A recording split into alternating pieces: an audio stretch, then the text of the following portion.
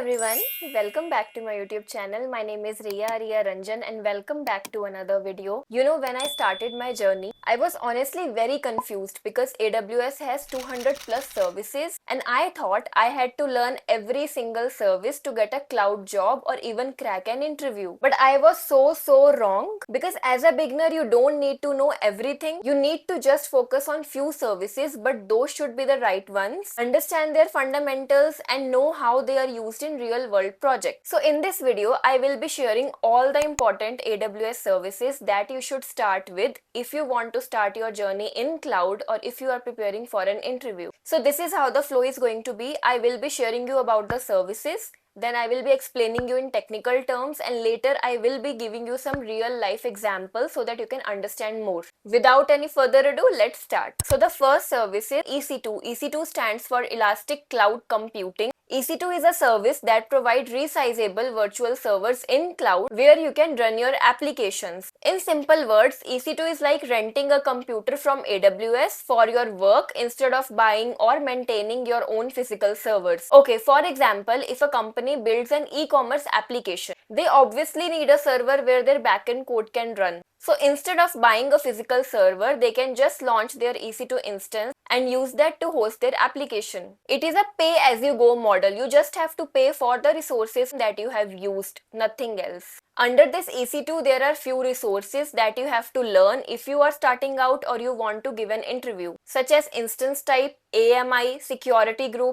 user data, key pair, EBS volume, SSH connections. Remember, no one is going to ask you to explain EC2 or just to explain the terms. They are definitely going to ask you about the services, how you can troubleshoot using those services. So just deep dive into these services. Next is auto-scaling. Auto-scaling helps automatically increase or decrease the number of EC2 services that you want based on your demand. Imagine on Amazon we have a Diwali sale. By default, the traffic will be very high during those 5 or 6 days of sale. Normally they might need 10 servers, but suddenly during the sale period they might need a lot of servers because they are expecting a lot more traffic. So auto-scaling can help launch servers during high traffic and reduce servers when traffic decreases. So based on the traffic, you can increase the amount of servers or decrease it. It is very convenient. The important concepts to learn here are auto-scaling groups, launch template, the capacities, minimum, maximum desired, scaling policies, and then how auto-scaling works with load balancer.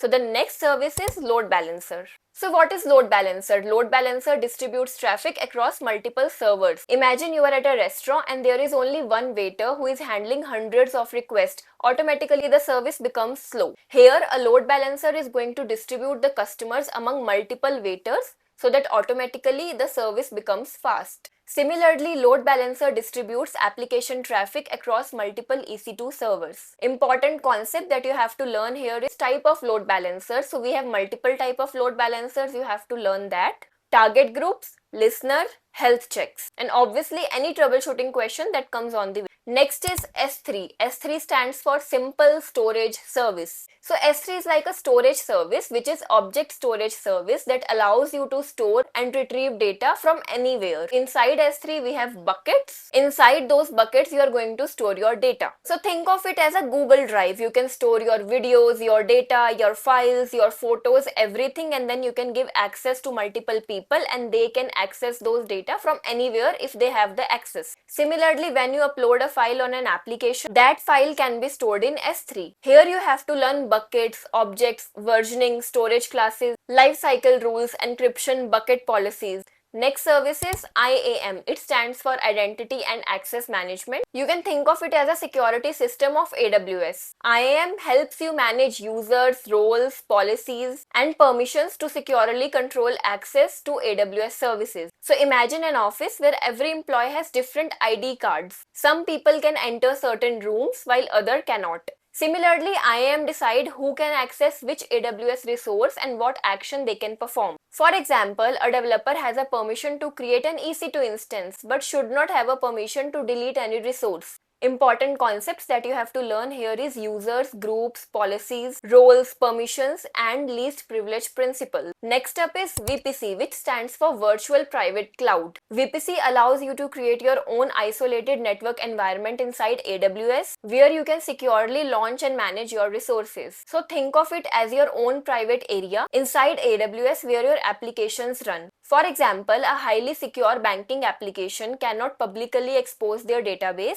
so they create a VPC where public and private resources are separated. Here you have to learn CIDR block, public and private subnet, route table, Internet Gateway, NAT Gateway, Network ACL, and security groups. One thing to remember, VPC is very important topic, so don't miss out anything and also get deep into this topic. Next service is RDS, Relational Database Service. RDS is a managed database service that allows you to easily create and manage relational databases. Instead of manually managing database servers, updates, and backups, AWS handles many administrative tasks. For example, a banking application storing customer transactions can use RDS easily. So you can think of it as a storage where you are storing your data, your records. Important concepts that you have to learn here is read replica, backup, snapshots, multi-AZ, and database engines like MySQL, PostgreSQL. Next service is AWS Lambda. So Lambda is a serverless compute service. Technically, Lambda allows you to run code without managing the servers. So EC2 is also doing the same, but the catch is with EC2 you have to manage the server, but with Lambda, AWS manages the infrastructure. For example, let's say a user uploads an image.